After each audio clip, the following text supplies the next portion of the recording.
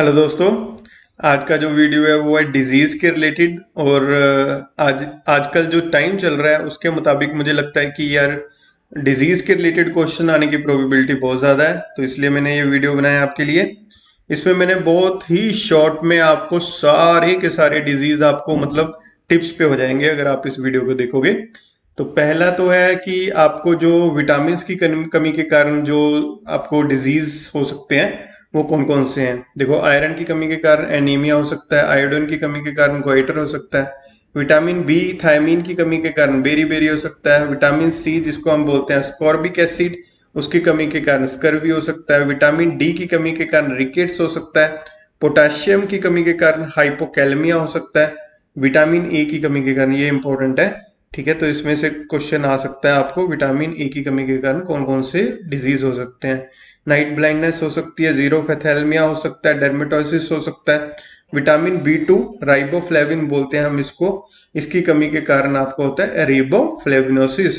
और vitamin B complex की कमी के कारण जिसको कि निकोटोनिक एसिड बोलते हैं उसकी कमी के कारण पेलेग्रा हो सकता है। तो जो ये मैंने आपको बताए हैं ये सारे के सारे बहुत ज़्यादा इंपॉर्टेंट है। सिम्टम्स इतना पढ़ने की ज़रूरत नहीं है, सिम्टम्स नहीं पूछती है एग्जाम में। और नेक्स्ट है वायरल डिजीज। वायरल डिजीज में क्या क्वेश्चन आ सकता है कि आपको पूछेगा क्वेश्चन कि डेंगू क्या है। डेंगू बैक्टीरियल डिजीज है, वायरल डिजीज है, प्रोटोजोआ डिजीज है। तो आपने बताना है कि डेंगू जो है वो वायरल डिजीज है। सारे के सारे याद रख लो आप। Mumps, encephalitis, rabies, chickenpox, common cold, dengue. AIDS का फुल फॉर्म भी पूछा जा सकता है, एक्वायर्ड एमिनो डेफिशिएंसी सिंड्रोम और स्मॉल पॉक्स। ठीक है, इसका एक ट्रिक बना लो कोई भी, मतलब जैसे मर्सिडीज टाइप कुछ बन सकता है। ठीक है, तो इसको आप मतलब ट्रिक बना के याद कर लो इसको। बैक्टीरियल डिजीज कौन सी हो सकती हैं? Tetanus, cough, gonorrhoea, leprosy, diphtheria, plague, typhoid, tuberculosis, cholera, syphilis. ठीक है, तो ये सारी बैक्टीरियल डिजीज हैं। टाइफाइड पूछा जा सकता है क्या है, तो वो बैक्टीरियल डिजीज है। ठीक है, ट्यूबरक्लोसिस भी बैक्टीरियल है। अब है प्रोटोजोआ के कारण, इसमें से मैं आपको इंपॉर्टेंट बता देता हूँ। ये टू थर्ड सेकंड थर्ड और फोर्थ जो है वो बहुत ज़्यादा इंपॉर्टेंट है। ठीक है, जैसे स्लीपिंग सिकनेस, इसमें क्वेश्चन क्या आएगा, स्लीपिंग सिकनेस का वेक्टर कौन सा है? TCC fly. ठीक है, तो ये याद रखना है। ऐसे ही आपको पूछेंगे काला अजहर का वेक्टर कौन सा है? Sand fly. मलेरिया का वेक्टर कौन सा है?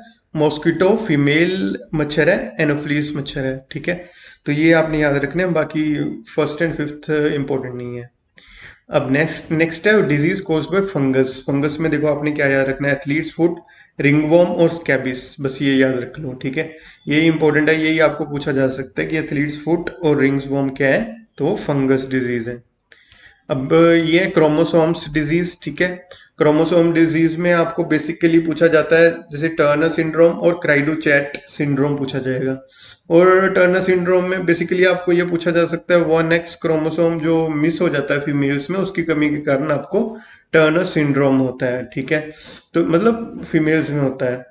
तो आपने बेसिकली ये सारे एक बार देख लो आप, लेकिन इसमें से इम्पोर्टेंट मैंने आपको बता दिए हैं सारे।